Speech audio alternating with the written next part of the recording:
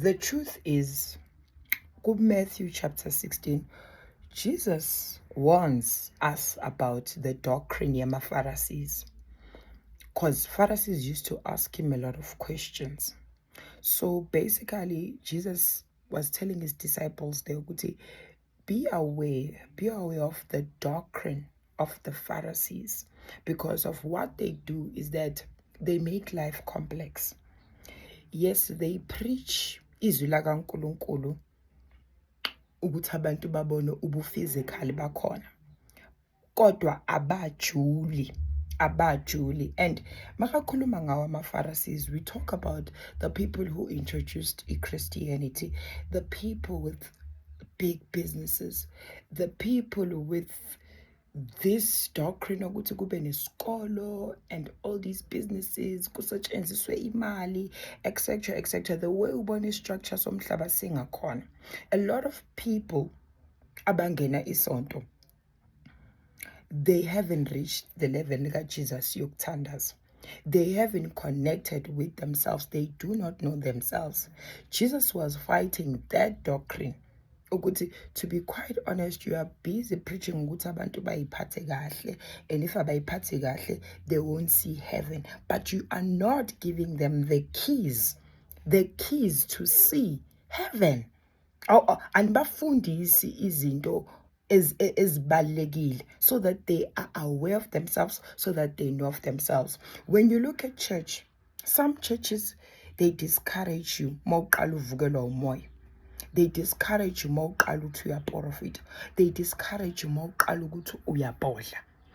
That is looked as a satanic thing, amadimoni and all of that. But Jesus is the King of all kings and is the King of all tribes. I'm talking about the elders that they speak about in the book of Revelation. So those elders, they don't come to you nje. They need to get an allowance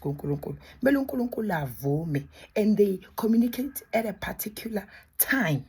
And into yesiphiwo into yabantu aba-royal, angifuni ukuqambela amanga. Even the Bible highlights ukuthi we have the highest, the strongest, and the weakest of the weakest. And all of us, whether you are in the highest or in the lowest, you must praise God. One thing I will tell you is that uNkulunkulu ufuna lonke udumo. uNkulunkulu ufuna ukuthi simthandaze, sicele kuyena umveli nqangi. Just because of ngihamba namakhehla, it does not mean ukuthi mangithandaza ngithi oh makhehla madala, oh makhehla makhulu. I've shared a testimony here ukuthi I was once in hospital and I didn't make noise and say hey makhehla madala, hey makhehla makhulu. Cha. Kamemeza umoya oyingcwele, because of Jesus spoke about the second help, which is umoya oyingcwele. Umoya oyingcwele uyakwehlela, umoya oyingcwele uyakhanyisela. So zonke izinto uNkulunkulu esicela kuyena uyasenzela ngesikhathi, hayi because of musuthandazela ungakutholi ucabanga ukuthi uNkulunkulu angeke aze akwenzele. So kuzomela ukuthi sikwazi ke ukuhlukanisa, because of there are people who are confused. Abanye futhi banokusaba ukuthi yo, if I call amakhehla ngapha I call God and Jesus. Jesus is the King of Kings and is the King of all of us, thina bantwana bakwa-Israel. And there are different tribes, and these tribes akusila ama-tribe esiwacabangayo ukuthi i-tribe yamaZulu, i-tribe yamaXhosa, i-tribe yani. We have 12 different tribes. 12 different tribes. So I like it because of Jesus said, be careful of i-doctrine ngalendlela enifundiswa ngayo la emhlabeni, ngoba abanifundisi izinto zakamoya bayanidukisa, bayanilahlekisa. Ekugcineni uwumZulu, uwuNdlovu, uGatsheni, angeke kuze kujike. Iy'ngilosi zakho mazifika, ziyofika ziyibona oNdlovu oGatsheni labo bayokufikela, because of nabo emazulwini they come from a specific tribe. So when I get mawuthi yes, I pray to God and Yes, ngiyasebenzisa igama lakhe uJesus. Good. But when you get communication, mozothola imilayezo, amaphupho, izinto ozibonayo, they are very much subjective because of mina izinto engizibonayo ngokumaphupho wami nanoma ngikhuleka angeke zifane nezakho ngoba siyambulelwa ngendlela different, kuchaza ukuthi asiqhamuki in the same tribe. Indlela enenza ngayo from the tribe kuzohluka from my tribe. So yekela ke ukuphila ovalweni, yekela ukuphila ngokusaba ukuthi ngiyaphuma mina kulento yokuthi ngilokolo ngizibiza ngeyibongo. Lezo yibongo are there for a reason. Lezo yibongo zichaza abantu who lived before you. You are a descendant of those people. So yekela, stop shying away from it. And people should stop looking at African spirituality and say, ubungoma, nubunyanga, that is of Satan, that is of darkness. Cha, cha, cha, cha, cha, cha. That is royalty. Ubukhosi lobo obunzima, because labantu laba bazi imfihlo zamazulu. Labantu laba baza ama-herbs, bazi imfihlo zamazulu, bazi izinto ezinzima ezinjani futhi ezijulile. Kodwa ngaphakathi kwalobo bukhosi, ubukhosi nabo bunobu wickedness babo. Kunezinto ezimnyama amakhosi azenza, yilezi uNkulunkulu aphikisana nazo. So if you are someone out there who's saying, mina I'm praying and I am not pasharing, that is good.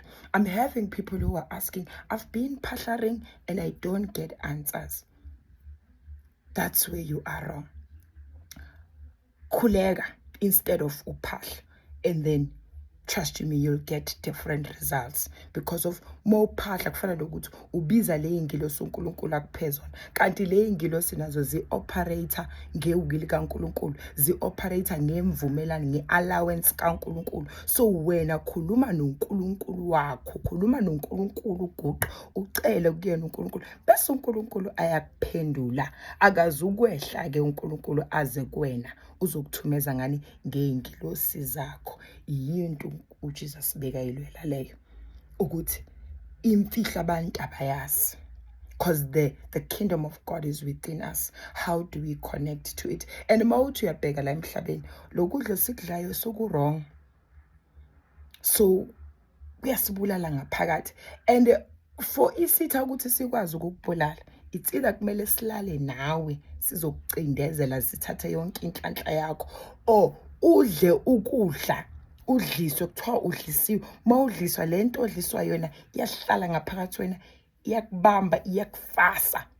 Awukwazi manje ukuvula ama-chakras wakho kanye nelihlo lakho, your third eye, awukwazi ukubona because of the food that you're eating, because of the worldly things that you're doing, the alcohol oyiphuzayo. So masikhuluma ngoJesus, sikhuluma ngenkosi. Kodwa le nkosi yini ekumele ukuthi siyithathe kuyona? We need to take his teachings.